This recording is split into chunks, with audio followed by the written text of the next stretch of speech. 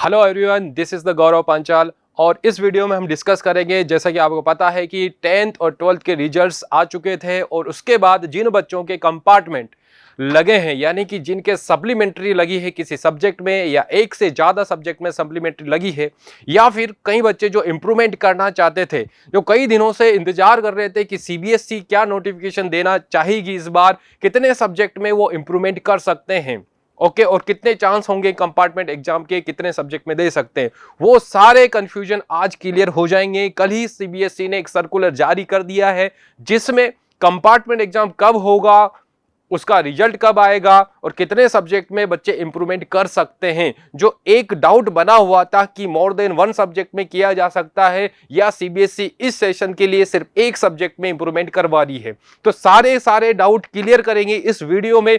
Please इस video को last तक जरूर देखिएगा बच्चों।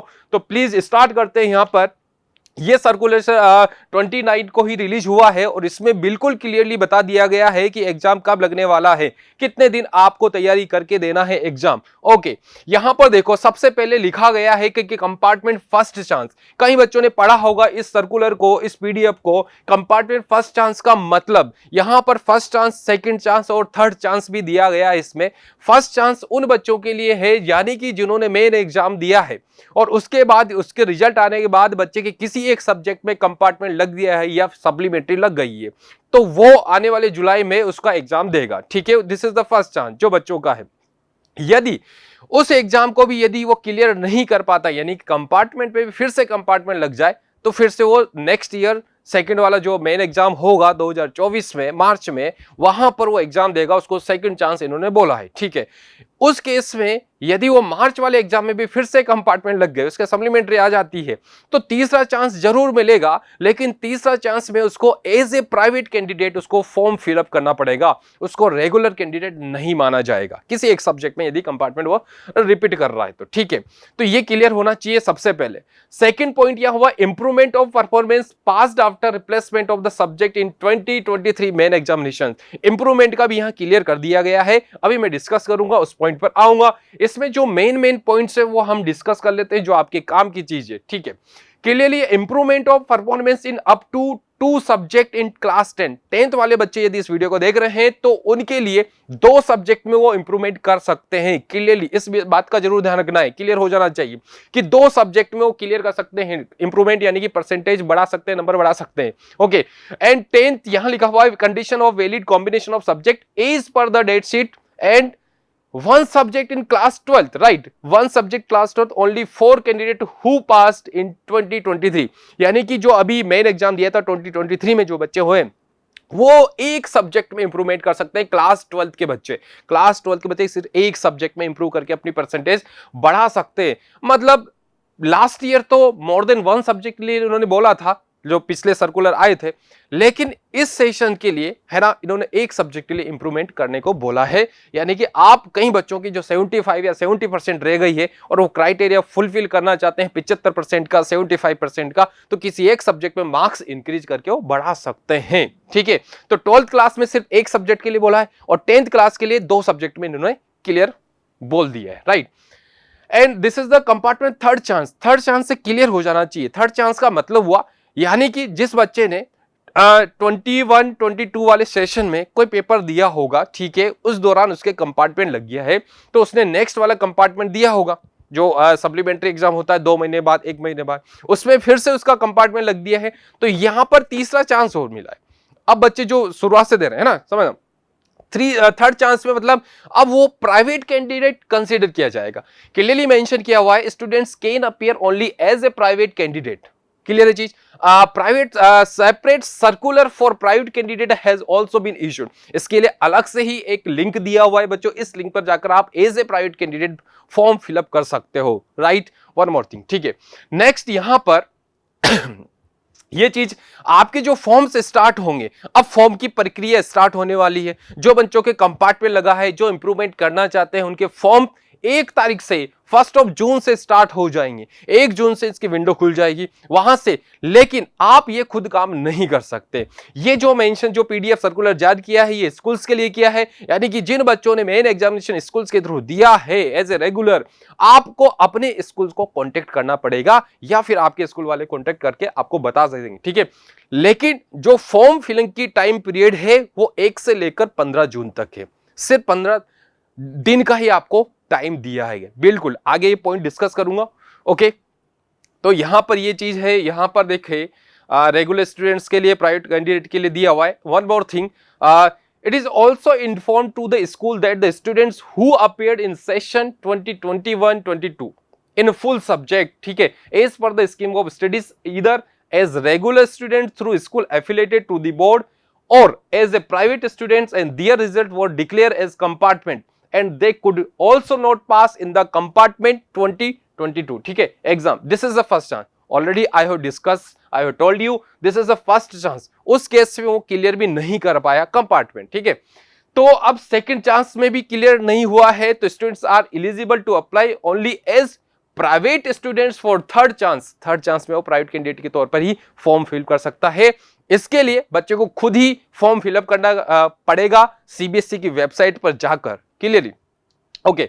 Maximum of 3 chances are available for a student to pass an examination if placed in the compartment category in the main examinations. Maximum 3 chance है आपके। बच्चा यदि एक सब्जेक्ट में फिर से फेल हो रहा है, फिर से फेल हो रहा है, फिर से लास्ट चांस, तीसरा चांस दे दिया है, उसके बाद भी फेल हो गया है तो उसके बाद मार्कशीट नहीं मिल पाएगी, ठीक है। तीसरा चांस दिया है, तीसरे चांस में वो as a private candidate pass होकर उसको 12th पास माना जाएगा। नेक्स्ट यहां पर सेपरेट सर्कुलर, इसके regarding as a private separate जो सर्कुलर है रिलीज कर दिया गया है, इस लिंक पर जाकर आप चेक कर सकते हो, ओके। तो बच्चों ये जो नोटिस जो जारी किया है ना, कंप्लीटली स्कूल की जितने भी एफिलेटेड स्कूल है सीबीएसई के, उनके सभी के स्कूल को ये सर्कुलर जारी किया गया है, ओके। एलिजिबिलिटी क्राइटेरिया की बात करें क्लास 12th के लिए, इसमें कुछ पॉइंट यहाँ मेंशन किए गए हैं। Regular students who appeared in board examination 2023 through school affiliated to the board and declare as a compartment are eligible to apply. जैसा कि आपको पता है कि अभी मार्च में एग्जाम हुआ था और उसका रिजल्ट अभी रिसेंटली आया है, ठीक है, उसमें कंपार्टमेंट लगा है तो वो एलिजिबल है इस एग्जाम बैठने के लिए, ओके। नेक्स्ट वाला, regular students who appeared in board examinations 2023 through school affiliated to the board with 6 subject, ऐसे 5 सब्जेक्ट होते हैं, 6 सब्जेक्ट यानी कोई एडिशनल सब्जेक्ट लेकर चलता हो, and placed in compartment in 2 subject, यदि किन्हीं 6 सब्जेक्ट में से किन्हीं 2 सब्जेक्ट में उसके कंपार्टमेंट लग गया, कंपार्टमेंट का अब नाम सप्लीमेंट्री के नाम से जाना जाएगा इस सेशन के लिए, क्लियर। तो बेटा यदि किन्हीं 2 सब्जेक्ट में कंपार्टमेंट लग गया है तो are eligible to apply in any one of the 2 subject, ठीक है भैया, दोनों में से एक सब्जेक्ट में वो कंपार्टमेंट दे सकता है, ये बोला इसमें, क्लियर है चीज। And also regular students who appeared in 6 subject in board examination, वही 6 सब्जेक्ट की बात कर रहा है फिर से, एंड डिक्लेयर्ड पास, ओके, ठीक है, रिजल्ट 6 सब्जेक्ट में एग्जाम दिया उसने और उसका रिजल्ट आ रहा है पास, ठीक है, and but could not clear 1 subject can appear in the failed subject under the improvement of the performance, ठीक है। मान लीजिए किसी पास आ गया लेकिन किसी सब्जेक्ट में वो नहीं, क्योंकि 5 बेस्ट जो 5 सब्जेक्ट है उसका कंसिडर किया जाता है तो पास तो हो ही रहा, ठीक है, लेकिन किसी 6 सब्जेक्ट में किसी सब्जेक्ट में कम हो गया, राइट, तो उसमें वो इंप्रूवमेंट कर सकता है, ये चांस दे दिया इन्होंने, अंडर द इंप्रूवमेंट पॉलिसी के अकॉर्डिंग ये परफॉर्मेंस में इंक्रीज कर सकता है। And regular students who appeared in the board examinations and cleared pass can appear in any one subject under the improvement of performance, ठीक है। ये हुआ 12th क्लास की एलिजिबिलिटी, बात समझ में आएगी ना, सिंपल यहां पर मैथ्स है कि आप यदि आपके कंपार्टमेंट आया है तो आप एलिजिबल हो, इसका एग्जाम जुलाई में होने वाला है, उसकी डेट भी अभी मैं डिस्कस करूंगा, यहां पर बताऊंगा। ये 10th के लिए एलिजिबिलिटी है सेम जैसे 12th के लिए, ठीक है, तो इसमें कोई ज्यादा है नहीं। नेक्स्ट अपन बात करते इस पॉइंट पर, कंसोलिडेटेड मार्कशीट आपको मिलेगी, यानी कि will be issued only the students whose result declared as a compartment, जिन बच्चों के कंपार्टमेंट आया वो कंपार्टमेंट देंगे अभी जुलाई में, उसके बाद 1 महीने के बाद उनका रिजल्ट आ जाएगा, यदि वो पास हो जाते हैं उसमें तो उनको एक कंसोलिडेटेड मार्कशीट मिलेगी, नई मार्कशीट आपके पास आ जाएगी, यानी कि आप पास हो गए तो उसे पास लिखा आएगा, करेक्ट है। And the supplementary examination 2023 will be conducted based on the syllabus, main thing, कई बच्चे सोच रहे हैं सर इसका सिलेबस क्या होगा, सिलेबस सेम रहेगा जो ये क्लियर कर चुके हैं, जो आपका मेन एग्जामिनेशन हुआ था वही सिलेबस इसके लिए माना जाएगा, ठीक है, जिसमें आपने 22-23 सेशन वाले पेपर दिया था वही सिलेबस ये कंसीडर करेंगे। Okay, next is the improvement of performance can only be done in the subject given NSR 5। जो भी दिए गए वो सब्जेक्ट सारे सब्जेक्ट हैं, ठीक है, मैक्सिमम सारे सब्जेक्ट ये कवर करके चलते हैं जिसमें इंप्रूवमेंट आप कर सकते हो। ओके, LOC में be filled as per the current status of the result of the candidate. LOC मतलब ये आपकी बात नहीं है, ये स्कूल की तरफ से होगा। स्कूल वाले आपके डेटा फिलअप करेंगे, ठीक है, उसका एक ड्यूरेशन दे दिया है, टाइम के बाउंडेड में आपको काम करना है, राइट। और the schedule of the supplementary exam, okay, यहां पर शेड्यूल यानी कि डेट, ओके, यदि आज से हम बात करें, supplementary examination for class 12 will be held 17 जुलाई 2023। 17 जुलाई को इसका पेपर होने वाला है, यानी कि मंडे है उस दिन, और 17 जुलाई को पेपर होगा 12th क्लास का। 12th क्लास की बात कर रहा हूं, यानी कि एक ही दिन में सारे सब्जेक्ट की ये एग्जाम करवा ले हैं 12th क्लास के। लेकिन सेकंड वाला क्या है भाई, 10th क्लास के ना, वो 17 जुलाई से ही स्टार्ट होंगे, ठीक है। और for details please check the date sheet when released by the, अभी डेट शीट मतलब कौन सा 10th क्लास के लिए कौन सा सब्जेक्ट कब होगा उसकी डेट शीट ये रिलीज अभी कुछ ही दिनों में कर देंगे। क्लियर चीज। तो 10th का अलग है, 17 जुलाई से स्टार्ट हो रहे हैं, लेकिन वो लगातार चलेंगे, कुछ 5-6 दिन या 10 दिन चले, लेकिन 12th वाले सारे एक ही दिन में खत्म कर देंगे, ठीक है। Okay, the dates for download of admit cards will be inform separately. Admit आप जब फॉर्म फिलअप करोगे, स्कूल वाले आपका डेटा फिल करेंगे, ठीक है, उसके बाद एडमिट कार्ड का प्रोसेस होगा, ये यहाँ पर मेंशन किया गया है।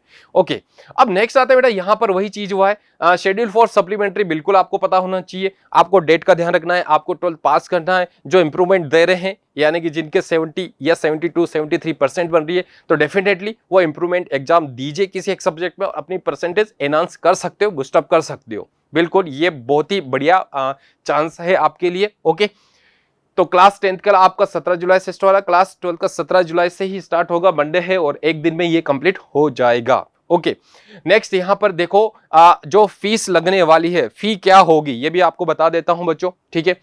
अब यहां बोला है कि the fees to be remitted per student in, ठीक है, विदाउट लेट फीस, या स्कूल से इंडिया, सारे स्कूल अपने इंडिया वाले स्टूडेंट्स, ठीक है, जो इंडिया के स्कूल से वहां पर 300 पर सब्जेक्ट लगेगा, ठीक है, 300 रुपए पर सब्जेक्ट होगा without late fees. Okay, without, यहां विद लेट फीस की बात कर रहा है, तो देखो बेटा यहां पर 300 है, और स्कूल इस नेपाल में स्कूल है सीबीएसई वाले, तो वहां पर 1000 है, स्कूल आउटसाइड इंडिया है वहां 2000 पर सब्जेक्ट है।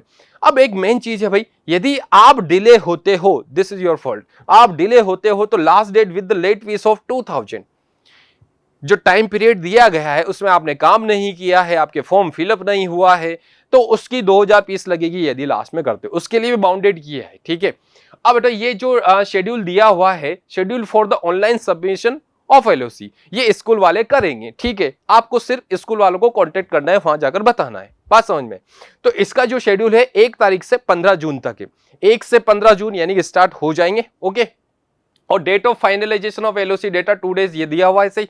और लेट फीस का देखो यहां पर यदि आप डिले करते हो तो 16 और 17 तारीख उन्होंने फिक्स किया है, 15 तारीख तो यहां पर कोई फीस नहीं लगेगी। यदि यहां पर आपका डेटा फिल नहीं हुआ है, फीस जमा नहीं हुई है, ठीक है, 300 रुपए नहीं दिए हैं, तो ये यहां पर आप 16 तारीख को करने जाओगे या फिर 17 तारीख को बताओगे स्कूल वाले कर रहे हैं, तो उस केस में आपको 2000 फीस लगेगी। तो ये जरूर ध्यान रखना है, विद इन टाइम आप फॉर्म फिलअप कर लीजिएगा, अदरवाइज आपको नुकसान होगा। ओके, नेक्स्ट यहां पर बिल्कुल बोला है कुछ चीज बोली है, fees shall be applicable as per fees schedule, ठीक है, द डेट और which the data is finalised is taken into account for fees calculation. Second point है, if student details are entered on or before 15 June and finalization of data is done or before 15 June and the fees is submitted by the 15 June then no late fees, यानी 15 तारीख तक आप fees submit करा देते हो, data fill हो जाए, तो उस केस में कोई आपको अदर लेट फीस नहीं लगेगी। ओके, नेक्स्ट पॉइंट में क्लियर बोला है, if student details are entered on 15 June and finalization of data is done on 15 June and the fees is submitted by 17 June. Clear what I am saying you? Submitted by 17 June, then no late fees shall be applicable. बेटा देखो 15 तारीख तक आपके data fill हो गया, यानी कि आपकी जो भी डेटा होगा वो आपको फिल हो गया है 15 तारीख, ठीक है, और उस दौरान आपने फीस जमा नहीं कराई, 300 रुपए नहीं दिए, ठीक है, तो उस बार यदि 17 और 16-17 वहां पर फ्रीज किए हुए हैं, तो उस केस में आप 17 को या 16 को फीस भी जमा करा दोगे, तो उसमें लेट फीस का प्रावधान नहीं है, ठीक है, लेट फीस नहीं लगने वाली, क्योंकि डेटा तो फ्रीज हो चुका है, बस फीस ही तो जमा करानी है। लेकिन यदि उसके बाद काम करते हो, ठीक है, not submitted by 17 June, 17 June के बाद आप काम करते हो, late fees will be applicable, ठीक है, तब जाकर फीस लगेगी।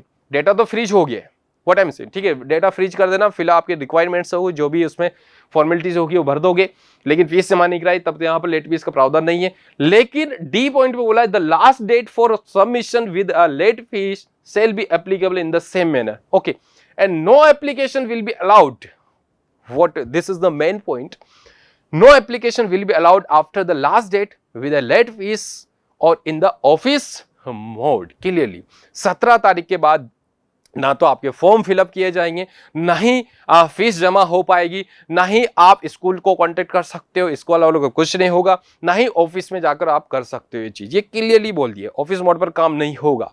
तो प्लीज अवेयर रहिए इस चीज के लिए, अभी से आप अवेयर होकर 1 तारीख से स्टार्ट कर दीजिए, सो दैट आपका ये साल बच जाए प्लीज, है ना, अदरवाइज आपको इधर उधर चक्कर काटने पड़ेंगे। तो this is the all about the CBSE circulations for the improvement and compartment exam students. तो आप बच्चों तैयारी स्टार्ट कर दीजिए, आपके पास टाइम है अभी, ओके, लगभग 1.5 मंथ आपके पास है प्रिपरेशन करने के लिए। इसमें आप कंपार्टमेंट एग्जाम पास कर सकते हो। और यदि आपको हमारे कोर्स की जरूरत है, क्योंकि हमारे रेजोनेंस में भी पीएसपीडी डिवीजन की तरफ से कंपार्टमेंट और इंप्रूवमेंट जो बच्चे करना चाहते हैं उनके लिए 1 मंथ का एक स्पेशल कोर्स करवाया जा रहा है, जिसमें स्पेशल तरीके से पढ़ाया जाएगा, यानी कि वो क्वेश्चन जो आने वाले एग्जाम में हैं, जिनके चांसेस ज्यादा हैं, कैसे लिखा जाता है, किस तरह से पेपर होगा, कितने क्वेश्चंस पूछे जाने वाले हैं, सारी चीज इसमें डिस्कस की जाएगी। तो आप हमारे पीएसपीडी डिवीजन से कांटेक्ट कर सकते हो। Okay, thank you so much.